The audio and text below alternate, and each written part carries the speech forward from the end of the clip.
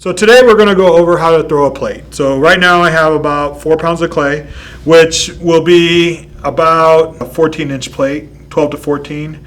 And so normally I throw plates on bats because after it's cut, I put this all away and then I dry my plate slowly. If you dry them too fast, they crack. If you take them off the bat too soon, they warp because you wiggle them.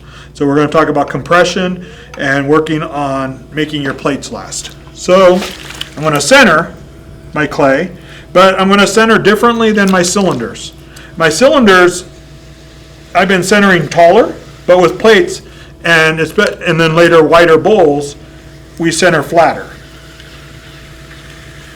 So you can see I flattened this down to make the beginning of my plate. Now, throwing a plate is easier than a lot of the forms because of centrifugal force. The clay wants to go out. So stretching a piece of clay into a plate form is really easy to do, but getting it to survive is the tricky part. So once you get to this point, you're going to slow down, and then also minimal water use. If you use a little bit less water, less chance of what's called the S-crack, the crack that you get from too much moisture. So right here, I'm using both hands together, and I'm gripping and pulling towards me. And I'm stretching this clay out to become the beginning of my plate. And normally you're going to do this in 2 sections. And as you go, as I'm compressing, I'm recentering as I go. So if it starts wiggling, I'm squeezing a little bit harder. Now I'm going to adjust my speed down. So I do most of the stretching of a plate all in that one pull, in the very first pull. Now I have to compress this bottom. So I'm going to start with sponges, my hand, and I'm going to push in center, push outward. That stretches the clay and takes any hills that you've created out. That also compresses the bottom really, really well. You need to compress the base, and the more you compress, the less chance of that cracking. I'm going to take my wooden rib and compress again by holding it this way. And some people use old credit cards cut into shapes for their bottom compression, or pieces of plastic. I use these because they have that harder edge. And you can see how I created a line with that edge of what will be the rim of the plate and the body of the plate. So this has been compressed.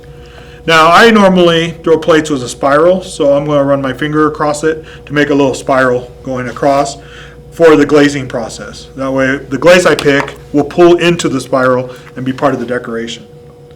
At this point, I'm going to slow this down and center my rim again. And then I'm going to go to the bottom and pull straight up to start the wall of my plate.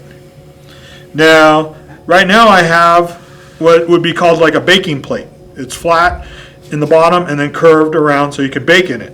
I'm going to change it into more of a dinner plate by using my metal rib, the corner here, and I'm going to cut a line on the outside, and that releases the pressure of the clay, breaks the surface pressure. And then I'm going to take my sponges on the outside, my metal rib on the inside, and I'm going to stretch the top part to make the rim of my plate.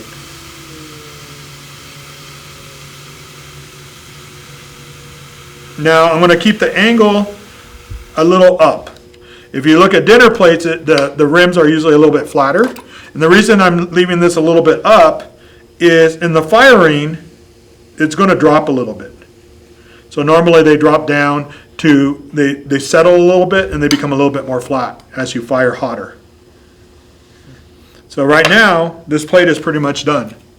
I need to take my wood knife. I'm going to take off a little ribbon of clay at the bottom. That'll save my trimming later. It also breaks up the surface tension of the foot, of the bottom of the plate. So again, less chance of cracking.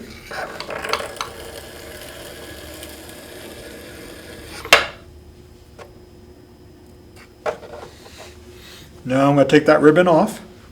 Now, with the type of wheel that you have, which is these Brents, this splash pan for me is usually in the way for the next step. So I usually pull it back or take it off. And then I put it back on after I'm done with this plate. make sure there's no moisture. And I need to get to the surface of the bat. So I'm going to push the wire down and pull straight towards me.